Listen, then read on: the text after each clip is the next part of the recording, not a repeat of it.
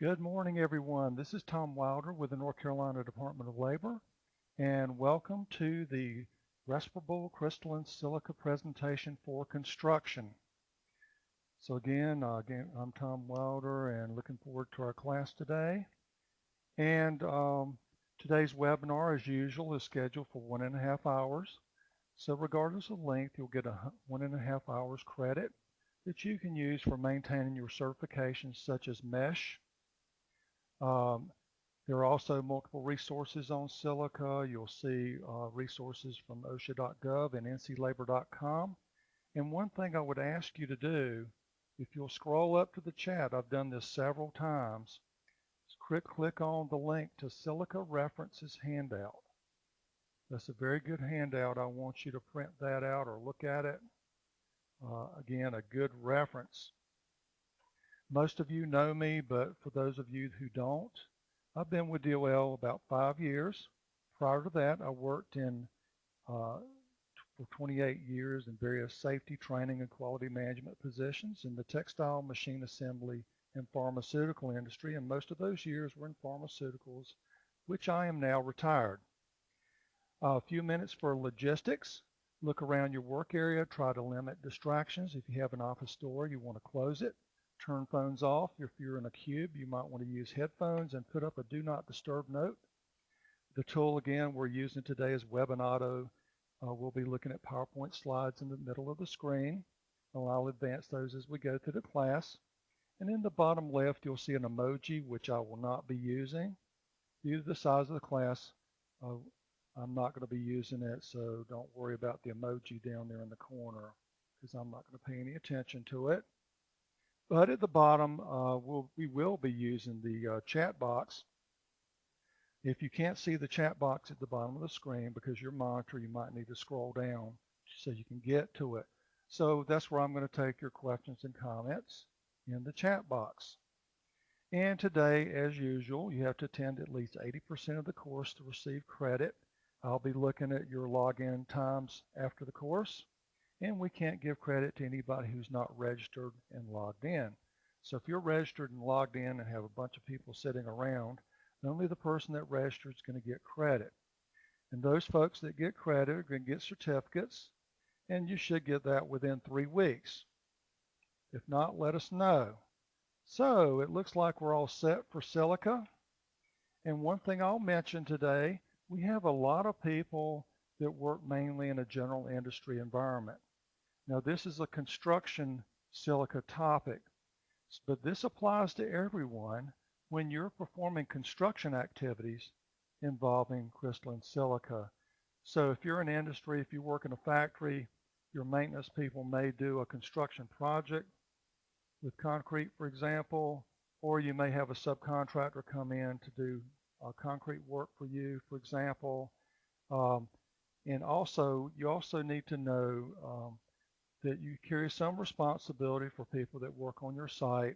You need to show good faith and due diligence. So if you've got contractors out there that aren't doing the right thing, you need to show good faith and due diligence.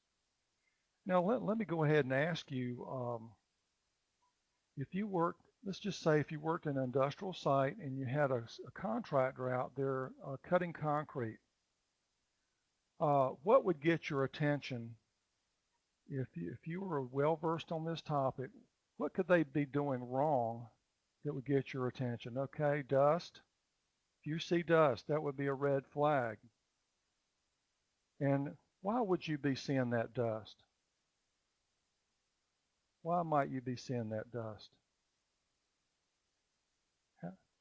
Okay, they weren't using water, that's correct. Or dry cutting, Pete. James and Pete, you have it right there. So in a due diligence, good faith scenario, if you've got folks out there on your site doing that kind of work, whether it's your employees or a contractor, you have a professional duty to go out there and have a word with them. And like Alexander says, not using a HEPA vacuum. And we're going to be seeing some really good pictures today showing people doing things wrong, and hopefully we won't ever see anything at your site that looks like that. So let's go ahead and start with a couple of instant polls. I like doing this. And we're going to do an instant poll. And the first one is on your experience level. And the question is, what is your experience level with this topic? So I'm going to share the results and go ahead and start.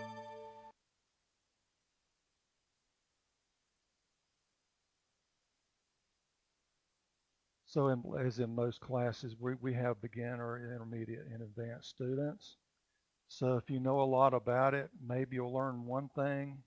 If you're a beginner today, you might learn a lot of things, but hopefully you'll go away with some good resources and good information from our topic today. So like I said, we have almost a split between beginners and intermediates, and we have our advanced folks. And I love your comments too, because we could have world experts out there. You make the class good just like the rest of us. So there's our experience level with the topic. I'm going to go ahead and stop that and close that poll. And let's go ahead and do another instant poll. And we're going to do this for professional safety experience. And share the results and start. So how many years of professional safety experience do you have? And a lot of times we'll have a lot of diversity there as well as far as experience. And not only do you learn from classroom examples, classroom subjects, you learn on the job, and you certainly can't beat experience. And we have lots of folks here with over 10 years experience. That's amazing. 5 to 10 veterans, 1 to 5, you're working on being a veteran, and we got a few beginners there. That's really good. So let's go ahead and close this, stop the poll and close it. And one thing I'm going to do right now is something that may not work for all of you. I've got a couple of videos. Now, depending on your devices, this is not going to work for some of you, and I don't know your computers and your devices. So you may not get any video, you may not get audio, you may not get video or audio, but we're going to go ahead and try to run a video, and I'm hoping that some of you are going to be able to see and hear it. Hopefully it's all of you. So let's go ahead and try and run a video that's relevant to our class today. And this one's called Stop Silicosis. And I feel it to be my duty to make this report available to the working people of the United States and to their employers. This report shows how silicosis occurs, where it occurs, and what the disease is. The report emphasizes that these control measures, if conscientiously adopted and applied, that silicosis can be prevented. When I first seen Francis Perkins' video, I was just outraged that in 1938, 60 experts spent just a year to figure it out and to really make it simple. Turn the water on or turn the vac on.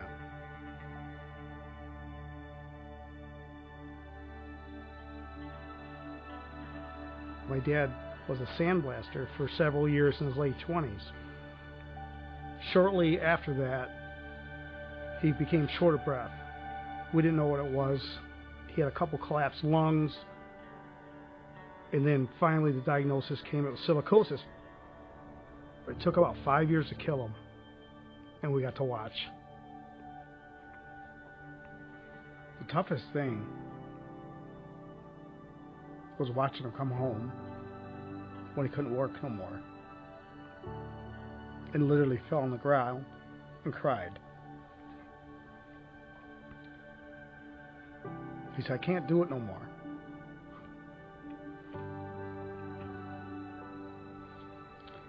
So the impact is huge. You know, anyone that's ever lost anyone knows exactly what I'm talking about, whether it's cancer or a sudden fall. But watching a loved one suffer is a real human toll. They didn't know then, and most people don't know now about the hazards of working around silica, dry grinding and cutting and polishing material that produces silica dust.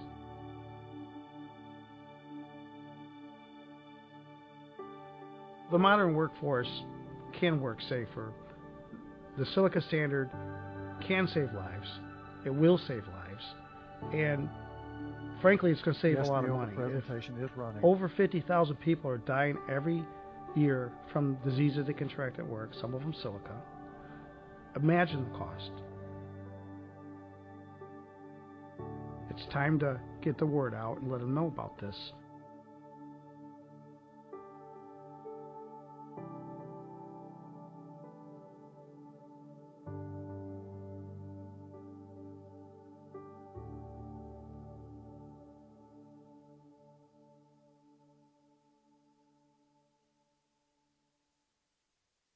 Okay, if you would let me know, how, did this video work for you? Could you see and hear the video? Yeah, I love that video. If you're doing silica training, that's a federal OSHA video, and there's a short and a long version of it. The word was out on silica in 1938, so this is not a new hazard. And what I'm going to do right now, and I know Neil, you're having technical issues, but we're going to do the presentation, and I'm going to show one more short video, and then, like I said, please stand by if you can't see or hear it, and then after that we'll go into our PowerPoint slides. So I'm going to show one more short one that's excellent that you might be able to use in your workplace. Now this one is from WorkSafe BC in Canada. You can go to their site, and you have rights to download their videos. You don't have to worry about it. They're glad for you to use their videos. So we're going to go with silica here.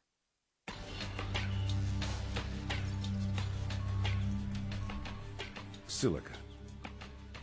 It's one of the most common substances on Earth. It can be found in materials like sand and rock, and building products like concrete and brick. When a worker cuts, grinds, or drills materials that contain silica, dangerous crystalline silica dust is released into the air. As the worker breathes, silica crystals flow into his mouth and nose and down the air passages deep into the lungs.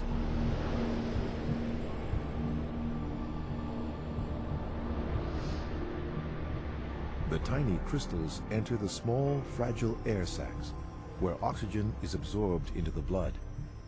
Immune system cells, called macrophages, engulf and try to dissolve the crystals, but they are unable to. Over time, more and more crystals build up inside the macrophage cells. The macrophages carry the silica into the walls of the lung, where they die. Scar tissue forms around the dead cells and spreads as more cells die. This damage can continue even after the exposure to silica stops. Eventually, so much scar tissue forms that the lungs can no longer function. For information on how to protect yourself from silica exposure, visit WorksafeBC.com. Okay, I'm back again. We'll go back to our slides. And I'm glad that most of you could see and hear that video. If you couldn't, it may have something to do with your computer. If you were using mobile devices like cell phones or tablets, sometimes those devices will also have problems with these videos. Now, we're talking about respirable crystalline silica, and this respirable silica is very, very small. So when you have a dust cloud that contains silica, what size do you think those silica particles are? This is for you advanced. I've got some advanced people online. What size are the particles? Super tiny. Yeah, they're in microns. They are super tiny in microns. Okay, Pete, you got a great answer, 3 microns. When you get below 10 microns, first of all, those aren't visible. Your eye cannot see anything smaller than 40 to 50 microns. So these are very, very tiny particles. So if you had somebody that was doing something inside a room, let's say they were dry cutting silica, once they're finished and you had a big dust cloud, and a lot of it you can see, but those microscopic particles you can't see. Once that dust starts settling, a lot of those microscopic particles are still in the air. If you think about dust in your room, you got millions of dust particles in any particular room, but you can't see them. You get strong sunlight coming in, and all of a sudden you're seeing some of them. But there are millions of dust particles in the air at all times in most buildings, unless you're in a clean room, and like a clean room environment. So I just want to let you know that these silica dangerous particles are tiny, tiny. And as the video showed, your body can't deal with it. Once it gets in your lung, your body can't destroy it. It's there forever. Now, what other material can you breathe in your lung that your body can't deal with? What other material? Asbestos, that's right. So when you talk about silicon, asbestos in construction, when you breathe that into your lung, it causes similar types of damage. And we're not talking about asbestos much today, but as I've told you before, the movie industry used asbestos for snow in movies for like 20 years. So when you saw The Wizard of Oz, the poppy field snow scene, that was asbestos being dropped on those actors. And obviously they were very overexposed, but Hollywood didn't know any better then. So asbestos we've known about, and silica we've known about for years. Okay, so now let's go ahead and get started on the slides. Today we're going to talk about what is respirable crystalline silica, and what does it do to us?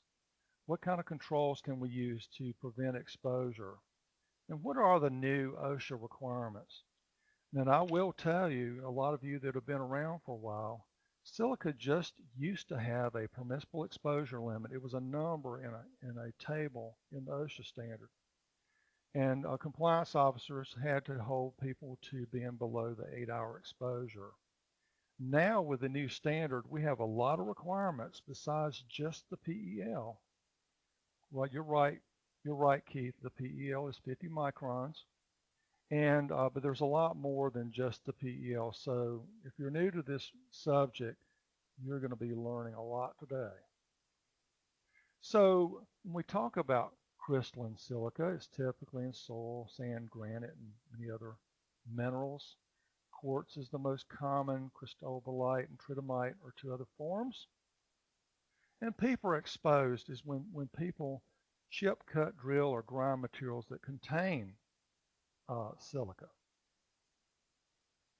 Now, many of you, or maybe most of you, know that overexposure to crystalline silica can, over time, cause silicosis, lung cancer, pulmonary disease, and kidney disease.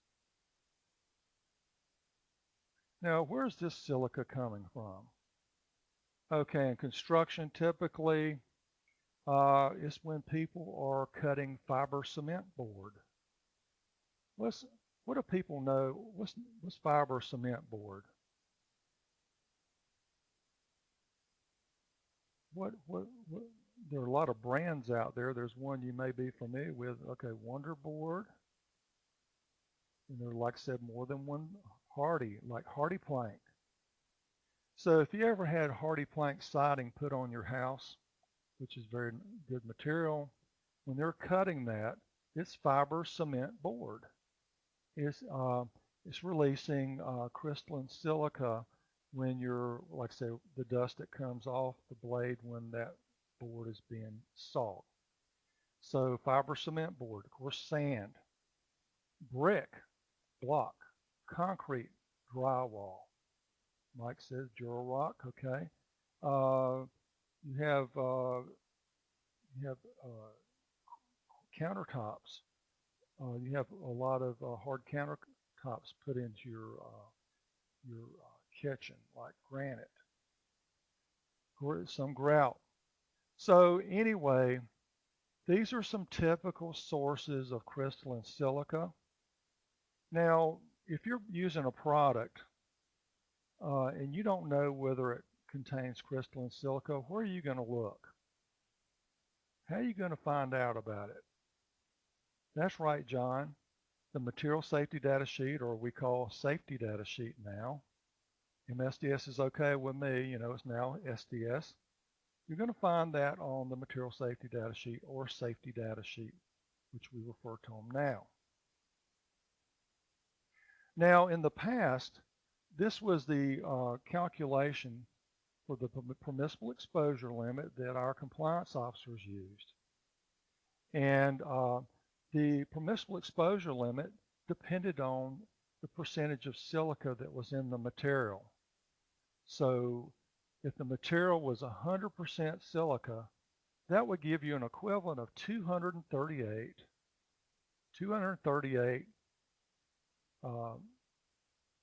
micrograms per cubic meter. That's the old permissible exposure limit. Now, as you've already mentioned, the new permissible exposure limit is 50 micrograms per cubic meter. So it's about 5 times stricter than the worst case scenario in the past.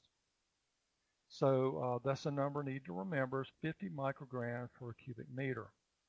And what that means is if you have a worker, and of course they're going to be breathing while they work, for every cubic meter of air that they breathe, they do not need to be exposed to an average of 50 for the whole day. And we'll get to the action limit here in a second. Now, when you go to the new standard, you're going to see all the different parts, and we're going to focus on dates and definitions here. The standard first became effective June 23rd, 2016, and the first compliance date was June 23rd, 2017. But what happened to that? What happened to the June 23rd, 2017? For those of you who've been keeping up with this. Okay, that's right, Mike. The government pushed it back to September 23rd of this year. So that was the new compliance date. Now, some of you saw an OSHA memo about a little over a month ago that put in a grace period. What federal OSHA said, and the state plans are going to fall in line, is they were going to give companies a 1-month grace period.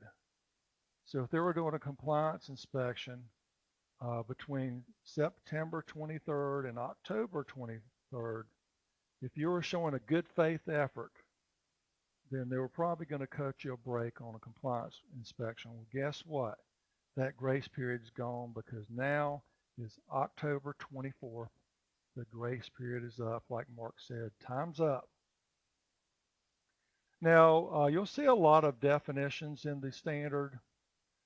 These are 3 that we're going to focus on: competent person, exposure, and respirable silica.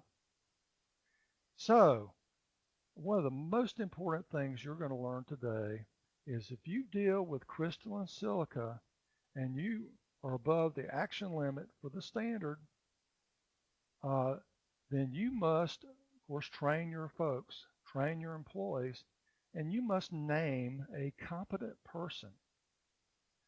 So if the standard affects you, you're going to have a written program, and you're going to name a person that works for you who's capable of identifying silica hazards and has the authorization to take corrective measures or stop work, whatever. So this person's in authority, they're in control of the situation, and they're able to be capable of identifying and correcting hazards.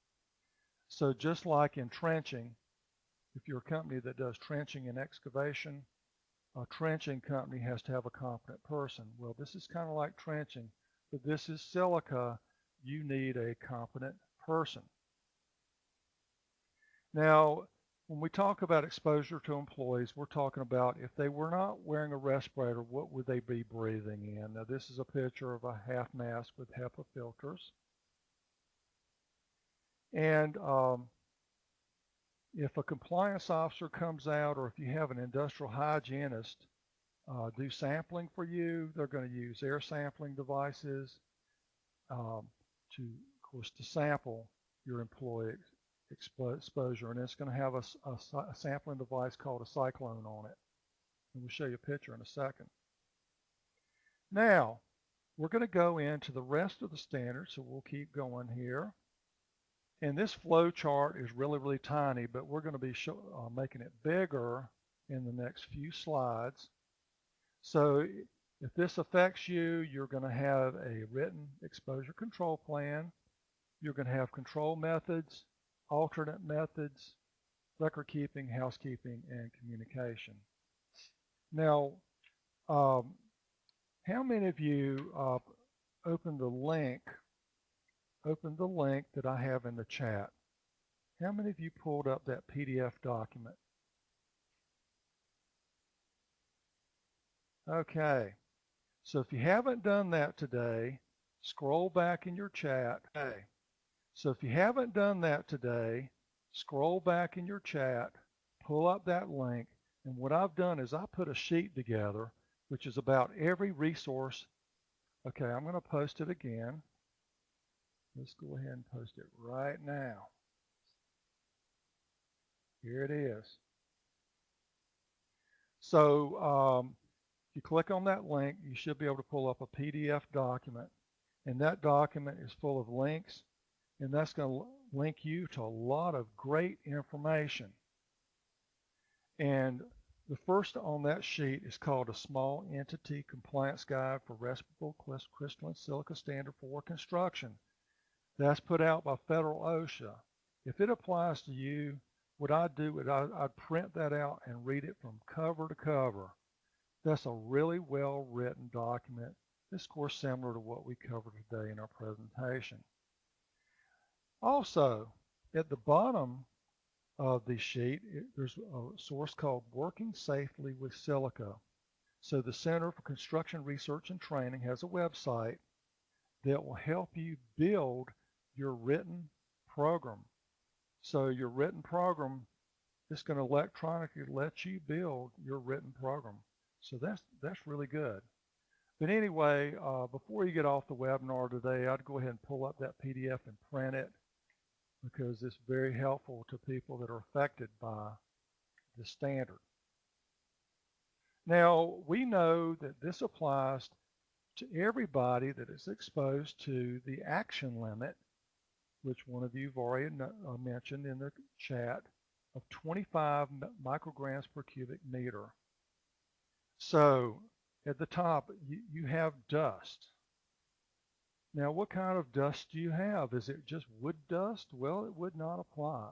But if it contains crystalline silica, and through your measurements, you have exposure greater than 25 microns per cubic meter, or your company's covered by Table 1, which we'll talk about in a minute, then this program is going to affect you, and you're going to have to do a lot of things. Now, what you need to do, we're going to go through with this flow diagram to help you to understand. Okay, so we'll go to the next slide. And we know that this is generated when people chip, cut, saw, drill, grind, sand, and crush silica. Okay, I've got a message. Let's see. I got a question. Do employers have to provide respiratory protection to employees while on job sites as subcontractors? Mike, I know you just sent that question to me, but that question is great for the whole class. Okay, you send somebody to a site, and let's just say they're cutting concrete, and they're using Table 1, or they're cutting concrete. They have controls in place. What that contractor needs to do is they need to set up a work zone and anybody in that work zone is going to have to be protected. So you got your worker and you got the people standing by, your helpers. Those are the only people that need to be around. All other folks need to be kept out of the room if it's inside, or out of the immediate area if you're outside. So employers aren't going to have to provide respiratory protection when you're not in the actual work area. As subcontractors, do you think that answers the question? So hopefully that answers your question. Okay, now I've got a couple of pictures there, and that top person there is doing some work on a bridge, and there's a dust cloud, and then there's a concrete floor in the right picture where that floor has been ground down with a concrete grinder, and you've got white dust all over the place. So anyway, those are good example pictures. Now these pictures are taken by compliance officers. So you know if a OSHA compliance officer driving down the road and they see a cloud, most likely they're going to pull over, take pictures, and open up an inspection.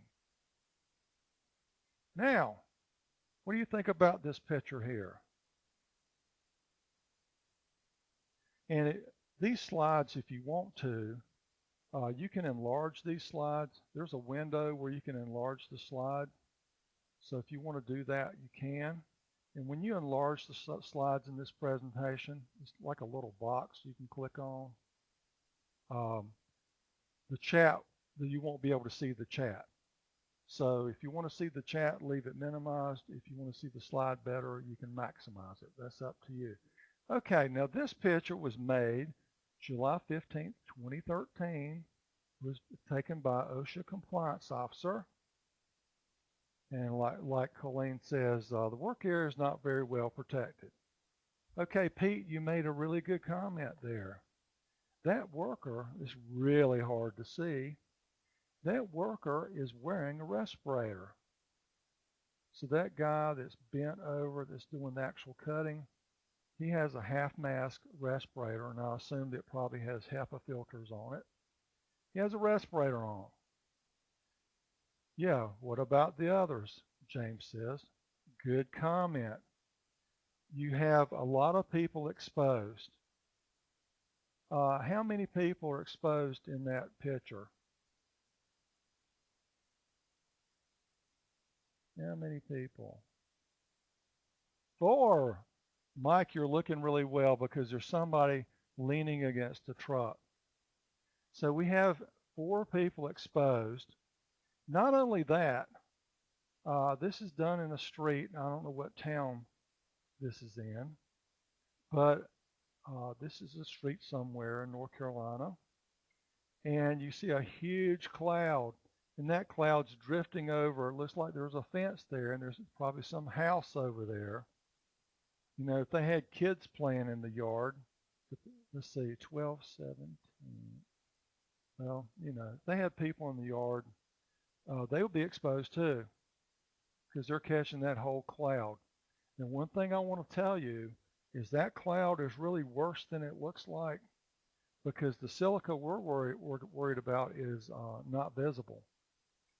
So if you had some kind of camera that could take a picture of the non-visible and visible together, that cloud would probably look a lot worse. Now, one thing I want to tell you, I've done a lot of research on this topic, and a lot of you like me have gone on YouTube and you've seen a bunch of videos on silica. Georgia Tech has done a lot of studies on silica over the years, and what they found out is in many cases a half-face respirator like that guy's wearing is not protective enough for what he's doing. So because what are we missing? And he's got a respirator on. What are we missing in that picture? What are they not doing? What are they not doing? They're not using water. That's right, John. Or vac. vacuum or water. So a lot of the tables we're going to look at today are going to show that water or vacuum is required, and maybe in addition to a respirator. Okay, so let's go to the next slide. Now here are people cutting a joint out of a bridge, and they're cutting concrete out to get to an expansion joint. Now, and Carol, I like your comment, PPE is always the last resort. What we'd like to do is eliminate the dust to begin with, totally. Now, you may not be able to see in your picture because it's so small, but there's a cloud there. So to me, if people are cutting or chipping and there's a cloud formed, to me that's a red flag. Or maybe we should call it a white flag. Now here's a picture of another worker. Now this said dust, all these slides say dust. Again, where are we going to go to determine whether we have silica or not? Safety data sheet, that's right, Colleen. Safety data sheet. So we know it's dust. We're betting it's silica dust. And a compliance open and inspection with this guy a few years ago.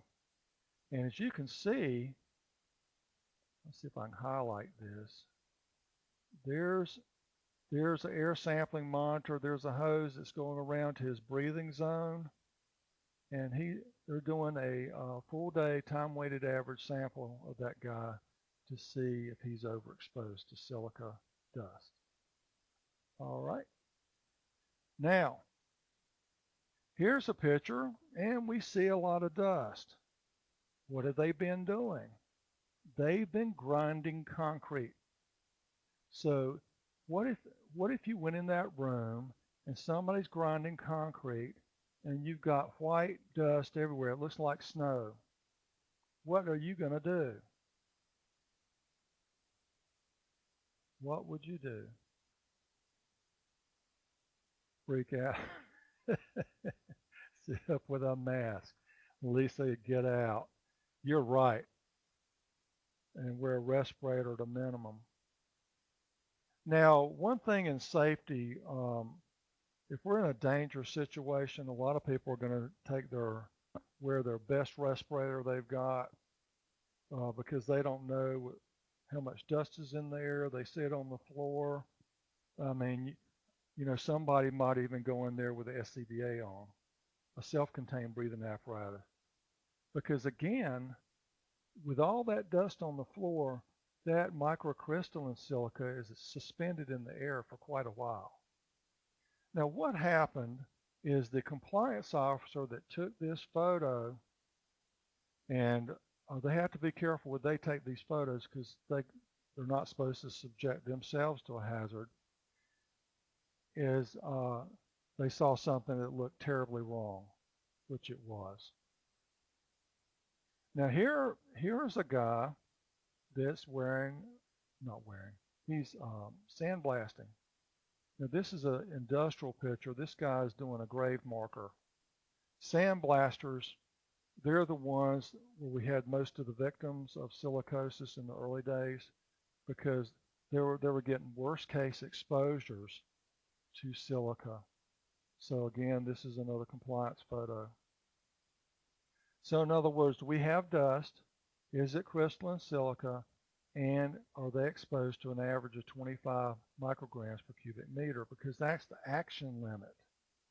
That means you've got to do something. Okay? Let me erase my marker there. So we know pretty much right now. This is crystalline silica. This is, and this is, and this is. Now, we're going to go to safety data sheets or material safety data sheets. Here's one from a former MSDS. And look at this. Silica percentage, 10%. Okay. Here's another safety data sheet. Crystalline silica. Kind of hard to go straight. My mouse has a wire on it. 30%. So we've got crystalline silica in this material. Now, and we've seen that.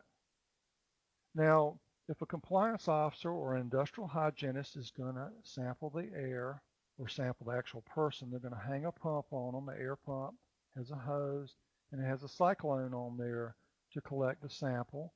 After the sample's taken, it's going to be sent to a lab for analysis.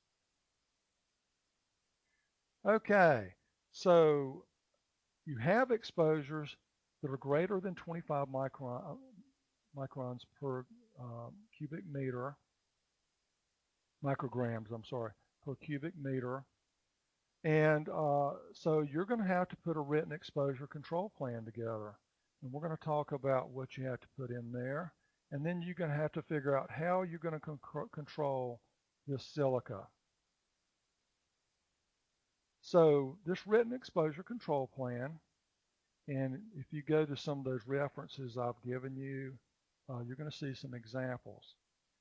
In your company, what task is the person doing? What are the people doing all day long? How many different tasks do they have? What kind of controls do you have to prevent them from being overexposed?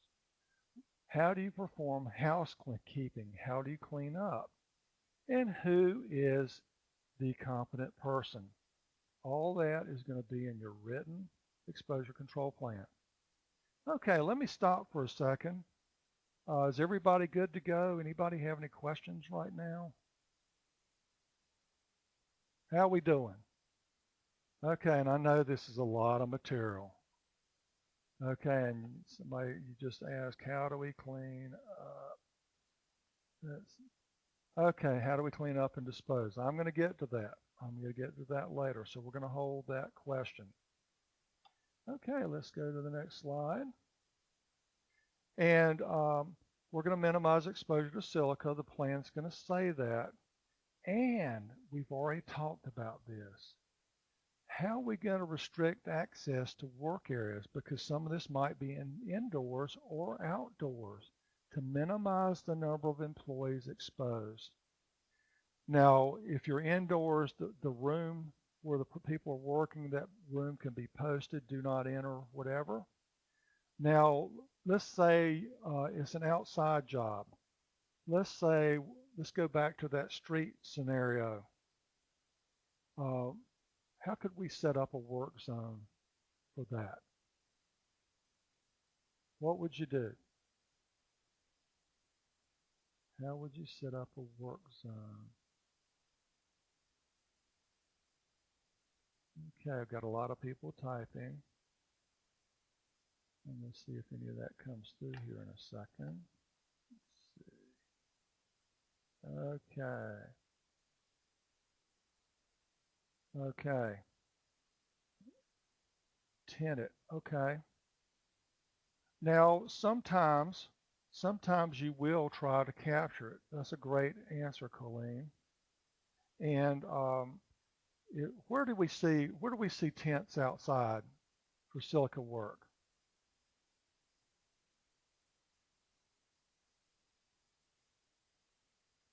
Where do we see tents outside when people are doing silica work? Where do you see that?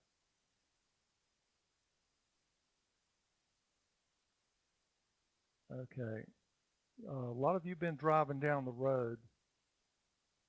When you're driving down the highway, where do you see, well, we call them tents. We can call them whatever we want to, but we're enclosing the work zone totally. When somebody's sandblasting. And what are they sandblasting? I know you. Okay, I'll go ahead and say, I was hoping somebody would come up with an answer. Bridges. Okay, bridges. And like James and Steve, a lot of times it's usually for lead paint, but it could be for some other reason. And if you're doing it, if it's generating silica dust and lead too, we have to be concerned about that. Now we had a question. Let me go back. Now work zones, Mike said cones and barrier tape. That's great. Blasting, a good answer. You can't exclude residents. Okay. Direct employees up when. I like all your answers. This is great. Now Alexander asked a question. Will EPA tell us this is a hazardous waste? Okay. Now, for a lot of you are environmental health and safety professionals, so a lot of you have the E experience. How do you know if something's a hazardous waste? Like I said, we're getting into the environmental world here. There are different ways, and I haven't forgotten everything I know because I was an environmental professional too in industry. How do we know something's a hazardous waste? Okay, let me scroll down. Okay, James, you're right. Is it a characteristic or listed? Waste profiles, classification, 1 of 4. So, you know, what about the pH? Is it corrosive? You know, toxicity. A lot of those things will determine whether it's a hazardous waste. Now, in many cases, this silica dust is not going to be a hazardous waste. Now, but again, you need to think about your characterization to determine how you can dispose of anything like silica dust. But in many cases, it's not going to be a hazardous waste. Okay. Now let's go to the next slide. You're welcome. Now, your written exposure control plan must be reviewed and evaluated every year, annually. Now, when you see annually in an OSHA standard, that means a 365-day period of time. It doesn't mean calendar year. So you don't want to review your plan on January, let's say January 2018, and you review it again December 2019. That would be almost 2 years. So you're going to have this plan together. You're going to make it available upon request to your employees and any inspectors that come in, like OSHA inspectors or NIOSH. I don't know that you would have a NIOSH person come in. They do research for OSHA. But if you have or compliance officers from us, you need that ready for people to look at. So they're going to look at your exposure control plan and then look at what you do and see if it matches up. Okay. Now, when you're in your plan, you're going to decide what control measures you're going to use and whether they're working right. Now, those of you that work with especially concrete and other silica materials and know that you're affected by this standard, you've already looked at the standard at Table 1. And when you look at Table 1, it talks about 18 tasks, things that you can do, and tools and methods you can use. And if you do all that, you don't have to do any air monitoring or anything else. You're good to go. So let's go ahead and go to Table 1. And we're looking at equipment that people use that generate silica dust. Masonry saws, handheld power saws, milling machines, floor grinders. We saw evidence of a floor grinder when we had the white dust on the floor.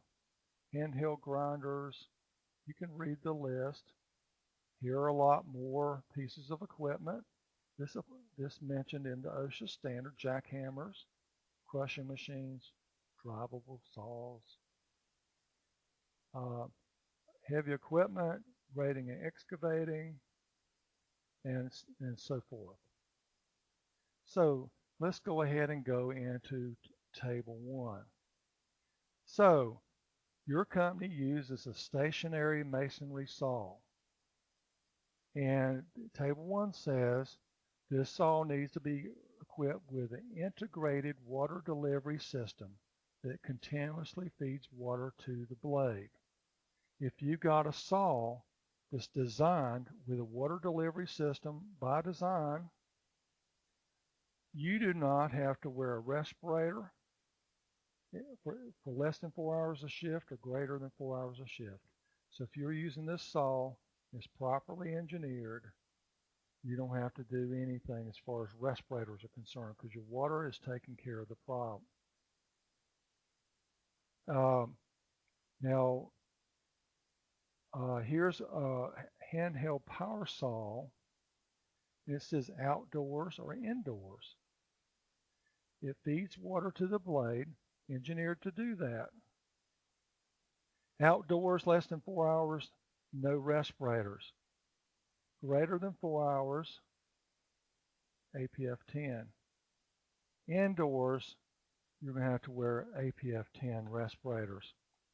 Now, what does APF 10 mean? Now, I've got experts online. Go ahead and tell me what APF 10 means. See, you're helping me teach the class. Protection factor. Thanks, Keith. That's a sign protection factor. Now, when you tell somebody they need to be wearing APF 10, Alexander's already given us an answer.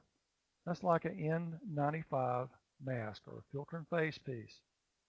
N95 or an N100, RRP, NRP 95 100 mask. Now, if this table requires somebody to be wearing that mask, what do you have to have in place?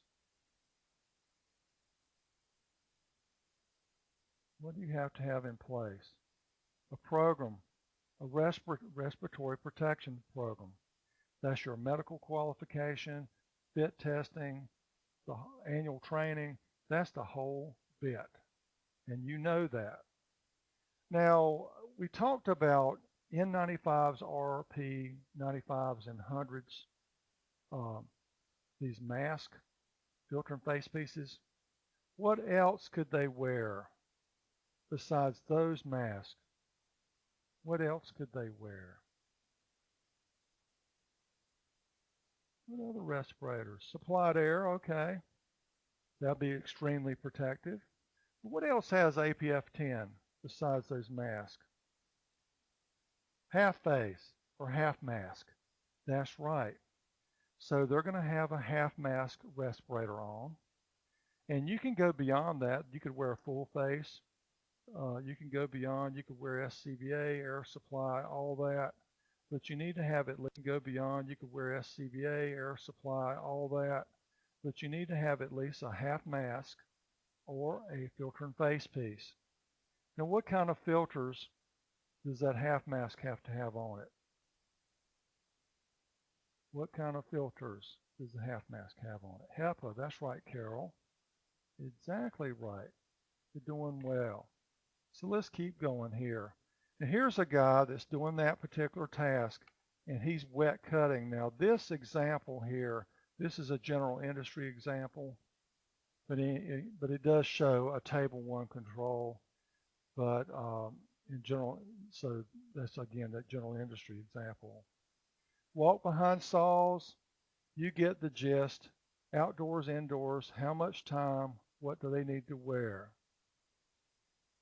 Now, if you have a saw and it has a built-in water delivery system, is it okay instead of having that, just have a regular saw and somebody have a garden hose and they're spraying water over on the blade while you're cutting? Would that be table 1 compliant? No, James. So Mike, you're right, it must be integrated. Now that doesn't say that it's not controlling the situation, but if you're doing something like that and you're using a water hose, the compliance officer is going to put a pump, they're going to do some sampling. Because when somebody's using a garden hose or water hose, you've got the pattern of the spray, you've got how many gallons per minute, the mist, where are they hitting with the water. There are too many variables there. So again, somebody standing beside you with a water hose isn't going to get you table 1 compliant. Now, here's a guy that's doing floor cutting. We got a problem here. Compliance officer took this picture, And what it is the saw that they're using on the floor has a water delivery system that's not working. So here's the guy next beside him that's spraying it down with water. Now, is the person overexposed or not? We do not know, but they cannot claim Table 1 exemption on that because that's not an integrated system. They're doing the best they can. We got drills, and you like I said, we're going to skip through this table because it's more of the same. Now here's a drill with a vacuum capture device that bit's going through, and it's going to vac. This is all integrated and designed for this work. Jackhammers, if you use jackhammers, here's the table, and here's a particular type of jackhammer that's being used laterally. It has a vac system on it. Handheld grinders. Okay, now we got a little bit of a difference here for mortar removal. Now, let's see here. Now, here it says you must have a shroud and dust collection system. The dust collector must provide 25 cubic feet per minute and have 99% or better efficiency. Now, for less than 4 hours a shift, we're using an APF 10 respirator. Greater than 4 hours a shift, is that APF 10 going to be any good? Is that going to work? Yeah, no. It says APF 25. So in that case, you have to go to a higher level of respirator with a protection factor of at least 25. Okay. Now here's a guy. This guy is tuck pointing the mortar on brick. AP, assigned protection factor, APF, assigned protection, and the S stands for factor for the respirator. So this guy's tuck pointing. If you have folks that are doing this dry with no protection, there's a great deal of exposure. Okay, what does that mean? Okay, let's go back to APF. We're getting into respirator training now, but that's okay. Now, AP, your protection factor will protect you, like say APF 10 means it protects up to 10 times the permissible exposure limit. So if you got a permissible exposure limit for like silica at 50, it would protect you up to 500 micrograms per cubic meter. Okay? You do have access to this presentation. And like Carol said, you're purifying the air and not supplying air. So if you go to ncdol.com, OSH presentations, and click on the presentation for this subject, Respirable Crystalline Silica. It's on our website. So you can click it, download it, use it in your training all you want. Not a problem. So you do have access to this presentation. Okay, handheld grinders. Here's a grinder, and it's got a shroud, a vacuum shroud. Here's a guy grinding, walk behind milling machines. Now we're back to that compliance example again. Wow. If you're a safety manager and you work for this company, this is really, really, really a bad day at work. Houston, we have a problem. Now, not only have they created a terrible mess, the first error they made is the grinder, the integrated water system wasn't working. So the person decided, you know what, I'm just going to go ahead and do the whole floor anyway. I'm just going to get it done. So he does the whole floor. Somebody comes out and sees what they've got, and they've got a big mess.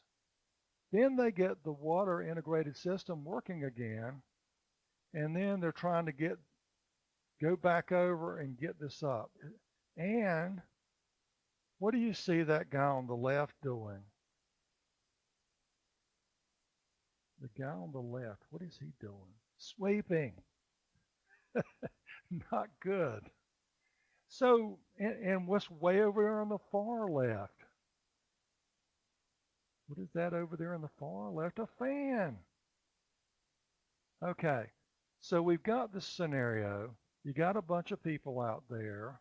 I don't know how much time's gone by, but there's a chance in the atmosphere, not that I can see it, there could be a lot of suspended silica, this, less than 10 microns that you could breathe in.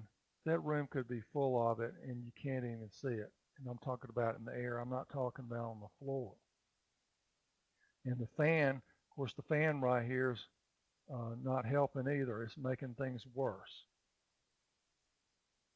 Okay, now when you go to that table and you got two different tasks, people doing two different tasks, you're going to get stricter on your respirators when anything adds up to over 4. So you're going to err to the side of caution. And when it is always less than 4, you'll go to the less strict method. And you're going to do everything Table 1 says. Okay, now, for tasks performed indoors or enclosed areas, provide a means of exhaust as needed to minimize the accumulation of visible airborne dust. So you're probably going to need to set up an exhaust system. And when you're using wet methods, it has to be, you have to use a validated water flow rate. Okay, but when you follow Table 1 and you do everything Table 1 requires, then you don't have to sample and you don't have to worry about the permissible exposure limit. You're good to go as long as you stay in Table 1 and do everything Table 1 says. But if you don't fully implement everything in Table 1, then you're going to have to do some sampling. And when your controls don't work right, you have to use other controls. Now here's some pictures of people using controls that don't work right. We'll just use our imagination. This guy works for a company, and I don't know who. This guy says, hey, I'm going to do, I guess he's cutting over there. I'm going to do some cutting over there with silica. And I don't have that special equipment that these people are trying to sell us for that. But I've got a shop vac, and I've got some hose, I've got some duct tape and stuff. I'm going to rig up something to do this.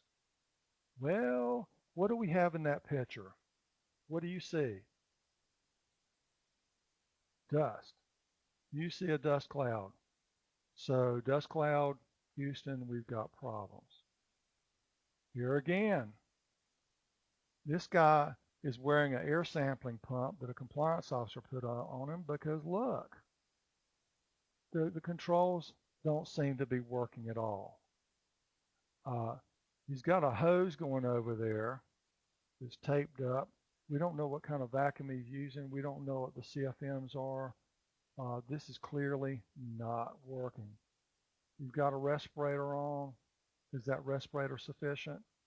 We don't know right now. Okay. Now, so if you have results that are greater than 50 or equal to 50, then they're going to need respirators. The permissible exposure limit, like we said, is 50 micrograms per cubic meter. Okay. All right. Now, you're going to use engineering controls to reduce exposure below the PAL, and certainly you want to go below the action limit, and to protect your people as much as you can. Okay? All right. Now, let's say you can't use table 1. Okay, here we go. We have something that's not in table 1, and we already got a great question from Pete. What about mixing mortar mix? If somebody's, let's just say you're mixing concrete or you're mixing mortar and you're pouring into a mixer from a bag, is there a lot of variability there of your exposure? Okay, Lisa. Like I said, you're going to at least try to wear a respirator. So what you're going to have to do is you're going to have to get some numbers. Now, I don't know that the people that make mortar or make concrete are going to release you any numbers, because they know that there are a lot of ways to mix concrete and do it the safest and best way, and there are a lot of ways of mixing concrete or mortar and doing it in a hazardous way. You know, how quickly are you dumping the mix? You know, what's the atmosphere like? Is there wind? I mean, there are a lot of things there that are hard to control. Now, Steve says dust mask. Okay. Now, when you say dust mask, I'm thinking you're meaning filter and face piece, N95 RP 9500 half face. If that's the least that you're going to want to do, you're going to at least try to do that. But whether we're ever going to see any hard numbers on that, that's yet to be seen. I don't know that you're going to, ideally what you would do is you put that guy in a protective respirator and you would have somebody do some air sampling just to see what the exposure is. That would be the right thing to do. Now, if you're a small company, let's go ahead and talk about the air sampling. Especially if you're a small company and you do things that aren't in table 1, who can do that monitoring for you? Who can do that sampling for you? Free. Who can do that sampling for you in North Carolina? That's right, Colleen. If you're in North Carolina, and Federal OSHA probably does it too, they have consultative services. And what I would do, if I had any doubts, even if you have put a person in a respirator, I would have consultative services come and do some sampling. And once you do some sampling, you're going to have a pretty good handle on what the exposures are going to be. Now, this slide says that if you expect exposures to be above 25, and you're going to have to know at some point in time anyway, you're going to take a performance or scheduled option. Performance option is where a company has already done studies for you, doing what you do, and they release validated data to you. A scheduled option is where your company, your industrial hygienist, or you hire an industrial hygienist or a consultative to come in and do air sampling for you. And of course, there's your air sampling. Now, if you're having to do air sampling, this is where it really gets to be complicated. This is the fun part.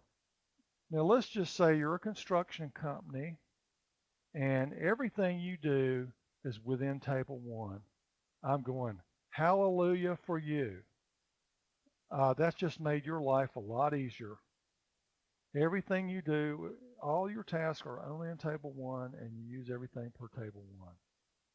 You're pretty good to go as long as you have your written program and all the other things you need to do, and your respirator training and fitting and all that. But if you have tasks that aren't covered by table 1, you're going to do monitoring. If you're above the action limit, but below the PEL, you got to repeat in 6 months. If you're greater than the PEL, you got to repeat in 3 months. More results. If you're less than the alert or action limit or alert limit, if you're less than that, you're still going to need to repeat one more time 6 months. And you want to get 2 consecutive measurements taken 7 more days apart to kind of prove that you're not overexposing your employees. Now, do you really, after seeing those videos, I know we've got these action limits or alert limits and permissible exposure limits. Do you think there's any real safe level of microcrystalline silica that you're breathing in? Do you think there's a safe amount? That's right, not really. I just want you to tell your folks that we don't want them breathing in any crystalline silica, this, that size that gets deep in your lung, because every little particle your lung cannot deal with. It's just like asbestos. So there's some chemicals out there that if you get below the permissible exposure limit, you're relatively safe. And like James says, these are just legal amounts. Don't go, woohoo, we don't have to do anything. If there's still some exposure, me as a safety professional, I'm not exactly happy about that. I want 0. Okay. Now, if you monitor your employees, you have to notify them of the results, and you're going to give those to them within 5 days after getting the results in writing. That's like any kind of sampling you're doing on an employee. And if they're above the PEL, you're going to have to give them written notification of what you're going to do about it. Let's just say you're not doing anything. Well, you need to get something together quickly because, again, they're being overexposed. Anytime you change work practices, equipment, personnel, you need to do something. You either need to resample, retrain, or do training for people, or there may be something new you're doing where you may be triggering the limits. Again, you need to look at that. Okay, so you've got people in respirators, and they have to go through a respirator program. That's medical qualification, fit testing, training, the whole bit, the whole respiratory program there. Now, and that's what I'm talking about here. That's 1910.134. So if you're in construction, you're going into the general industry standard and complying with the respiratory program requirements for general industry, because construction is cross-referencing you to that standard. Now, here's where it even becomes more fun, more challenging. No matter what you're doing, if you require your employees to wear respirators greater or equal to 30 days, in addition, they're going to have to go through medical surveillance. Okay? Within 30 days of the initial assignment, and or they've had an exam within the last 3 years. So that's at least every 3 years. And if you have people that fall in that category, they're going to have a physical. The physician or licensed healthcare provider is going to look at the respiratory system, a check X-ray, the pulmonary function test, which is spirometry, and tuberculosis TB test.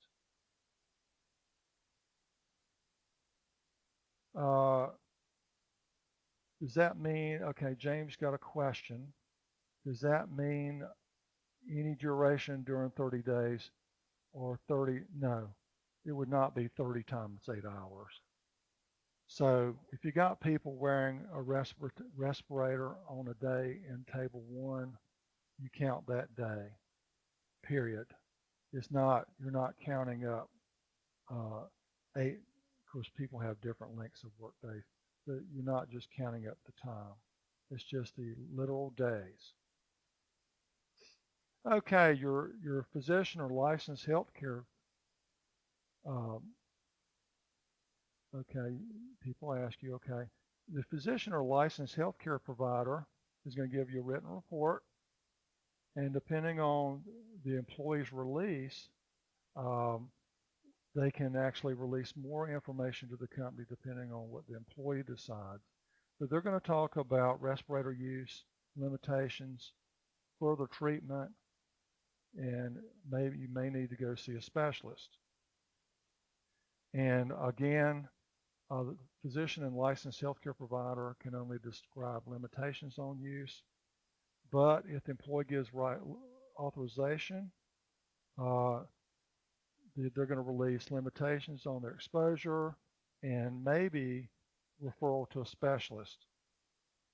Record keeping, all of this, all your monitoring, your medical, everything you do, you're going to have to keep records of that. Okay, and of course your air monitoring, you're going to keep records there, medical surveillance, and like I said, the medical records, when you go into 29 CFR, this is General Industry 1020, that's going to get into the record keeping requirements. Housekeeping. Now, we're dealing with respirable silica, and we're going to have housekeeping involved. These generally are not allowed. Dry sweeping or dry brushing, or compressed air to clean surfaces, or that probably should say clothes instead of cloths. I believe that we're meaning clothes there, or cloths. I guess clothes are kind of like cloths, but I think that's a typo. So you don't want to do that. So what do we want to do? Wet sweeping, vacuuming with a HEPA filter, compressed air. When used, HEPA filter, compressed air. When used in conjunction with a ventilation system that captures it. So not just compressed air. Now here's something that's interesting. I think that's kind of unusual. OSHA standard says this. If you don't have any other method, dry sweeping, dry brushing, compressed air, I don't think you're going to be able to prove that there's no alternative method available. I don't even know why that's in the standard. So I would stick to those first 4 bullets. I would not depend on that next one, because that just creates a problem as far as I'm concerned. Okay, now, not everybody that deals with this may not know what they need to know. Here's somebody that's using a vacuum without a filter and it's blowing out dust. Not good. In this one, you can see it a little bit better, especially if you made it bigger. Again, and again, and again. So if we're doing proper housekeeping, proper communication, we're going to be in compliance. Okay. All right. So now, let's go to the next slide. Now HAZCOM. Now with these chemicals, with these materials, and you got safety data sheets involved, your employee's going to have to be trained on anything else associated with the materials you're working with, whether it's concrete. You know, concrete is very corrosive. There's other PPE that people are going to need. You need to train people on the chemical hazards with everything you're using as well, and of course have proper labeling. You have to train your employees. How could they be exposed? What are you doing to control it? What does the silica standard require? Who's the competent person? And why are they going through a medical surveillance program? Now, so as review, we've talked about silica, the health hazards, as you can see on the slide here. We've gone through a flow diagram, and we've talked about dust, what materials contain, who's your competent person, and how to protect yourself. So again, in summary, We've talked about crystalline silica, the controls, and the new requirements from OSHA. Now, I'm hoping that I've gotten everybody's questions up to now. After the webinar, I'll look over the chat to make sure I've got everything addressed. Okay, Steve's got a question. Does crystalline silica need to be addressed in the employee's hazard communication program? Yes, it would. That's a great question. Now, HAZCOM, when you train your employees on HAZCOM, you'll take them through general training for your company, and then they'll go to a work group, and then they get departmental site-specific training. When they get with their foreman and with their supervisor, they go, I know you had training generally on hazardous chemicals. Let me talk about the chemicals you use here at the job sites. And of course, since everything is a chemical, technically, silica would be part of that discussion. Okay, now, I think we've got the questions up to now, and I've got 11:22. I'm going to call the end of the webinar now at 11:22. So those of you that are satisfied, you can go ahead and log off if you want to. Everybody's been great today. I'll hang on here for a few minutes. Steve says silica is a particulate, not a chemical. Well, not the way I define chemicals. Anything that has an element in it is a chemical. But anyway, whatever. We can call it whatever you want. The class has been great today. Again, I'll hang on here for just a few minutes. Shakima, thank you. Ronald, Steve, Lisa, everybody, Greg Schaefer. It's good having everybody today. Alexander. So anyway, again, it's 11:22, and I'll hang on for just a second here. I'll hang on for just a minute.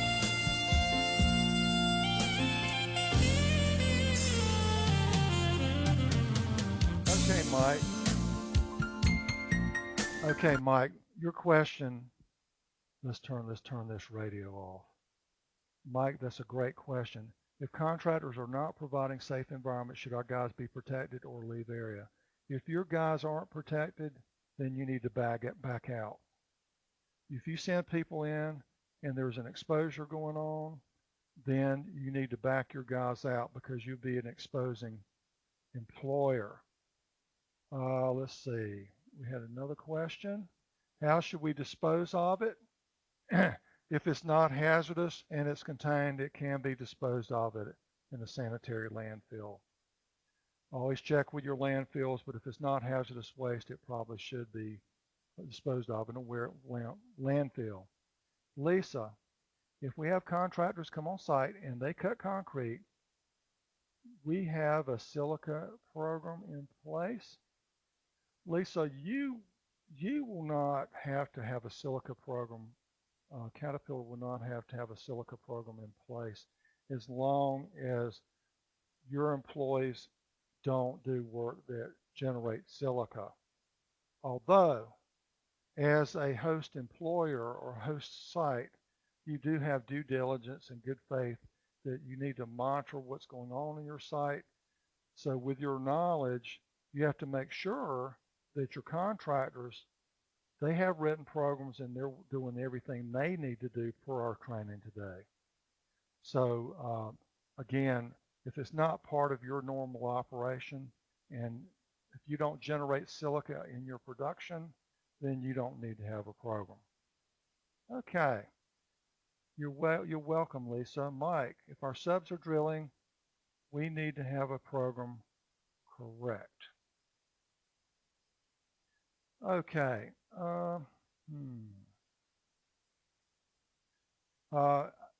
What you would have to me, what you'd have to look at there is your company, like if you're a general contractor, if your workers are never if your workers are never exposed to crystalline silica in any way, if your subs are doing everything they're supposed to do, then I don't know that you would need to have a written program, because your employees are not exposed because of what they do. If at any time your people are exposed above the action limit, then you would need a program. And of course, you need to have knowledge of this standard so that you know through your frequent regular inspections or whatever that the subs are doing what they're supposed to do. Now, you could put it, there's nothing wrong for you to have a written program. You could have a written program that says, none of our employees do these types of tasks and are never exposed. If they ever are, we'll take further action. But again, it depends on what your direct people are doing. Okay? All right. Any other questions? All right, we talked about disposal. We talked about pretty much everything. All right, so I think we're finished now. Thank you for attending today, and I'm going to go ahead and close the webinar. Again, I want all of you to have a great day today, and we'll go ahead and stop the webinar. So thanks for being with us today, and we'll talk to you later. Bye-bye.